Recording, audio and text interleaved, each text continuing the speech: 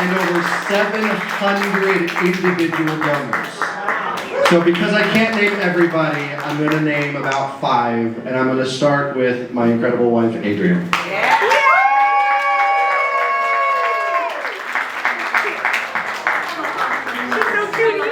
Please come here. If you have been around, you know that she has been here since the very beginning. At every event, every fundraiser, knocking doors. She has been my confidant and my advisor, and she's edited speeches, and she's sat up with me, and she's watched it. She's done all of the things. This doesn't happen without her support, so thank you.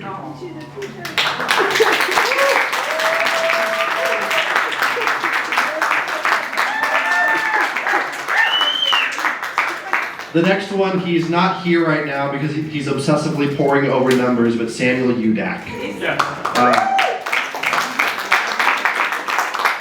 Samuel is deputy chair for Monroe County Dems. He's also the treasurer of my campaign and has been a behind-the-scenes strategist all along.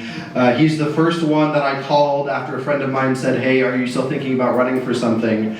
And Samuel didn't tell me no, so I blame him implicitly for this. Samuel introduced me to David Henry and then Shelley Yoder, and none of them told me no, so they also shared the blame in this whole thing. But Samuel has been absolutely incredible behind the scenes. He never sticks his head out, never wants his name spoken. He's not even here to hear it, but he has been absolutely remarkable. Samuel Udak behind the scenes has been doing incredible things. As you just heard, Sydney, right? Sydney Zulik has been our field director.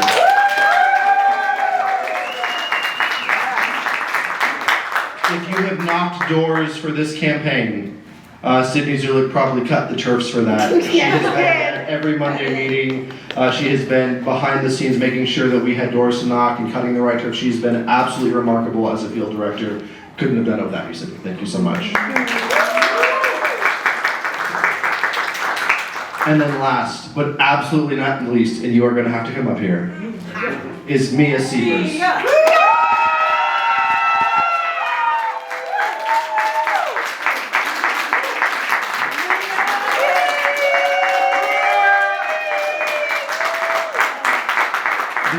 Absolute rock star of this campaign. From herding volunteers to poking me to keep doing more call time to all of the emails to everything she did.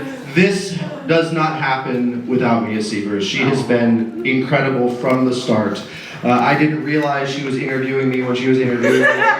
We were together. She showed up at an event I was at, apparently to find out if she wanted to work for me. And all along, I had people whispering in my ear, not least Regina Moore, saying, "Put her in charge of everything." And so I did, and she has been absolutely incredible. And she's going to run a presidential sometime. Not mine, but she's going to run a presidential sometime. So, thank you.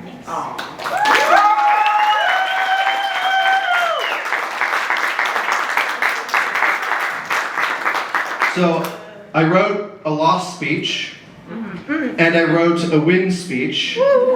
I did not write what the hell is going to happen tonight speech.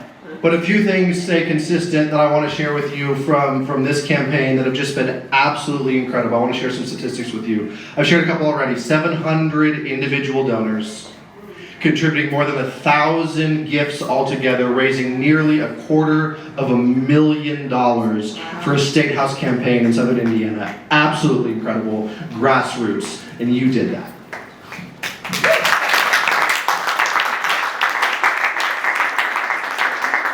Over 200 volunteers knocked over 29,000 doors, made over 14,000 phone calls, 11,000 text messages to make over 60,000 voter contacts in District 62. Absolute rock star grassroots campaign. Yeah.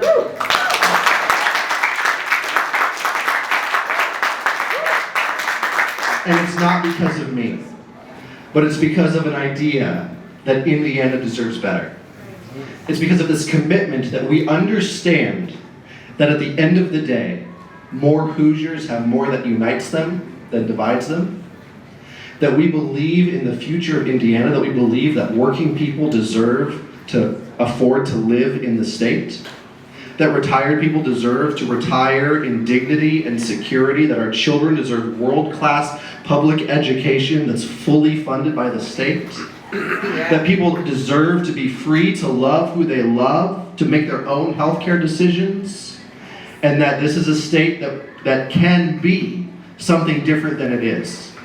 And so this is a grassroots movement united around this idea, this commitment, this belief that Indiana deserves and can be and will be better. And for some reason, I got to be the torchbearer to lead this along, but it's because all of that was already present in all of you and in this community.